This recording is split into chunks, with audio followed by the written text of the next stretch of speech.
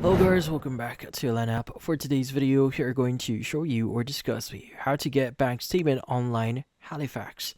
So if you're interested, let's start tutorial. Now getting your bank statement here from Halifax is fairly easy because you could actually refer to their official web page here. So this is directly from halifax.co.uk. So in this case, this is the steps that you need to do in order for you to get your bank statements. Now, in order for you to do this via the mobile banking app, what you need to do is just need to sign in into the app and select the account that you want to view.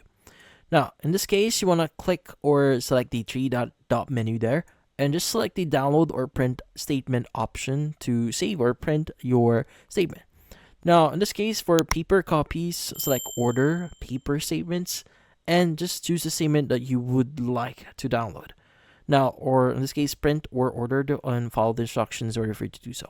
Now, if you want to get this via online banking here, so in this case via your PC or your browser on your PC, what you need to do is just need to sign into your account, select the account that you want to view, which is quite similar with the mobile banking version, and on your account page, just click or basically select the select statement options and select to print. Now, from then on, download or order a paper copy from then on. Just follow these on-screen steps in order for you to do so. But in this case, that's about it.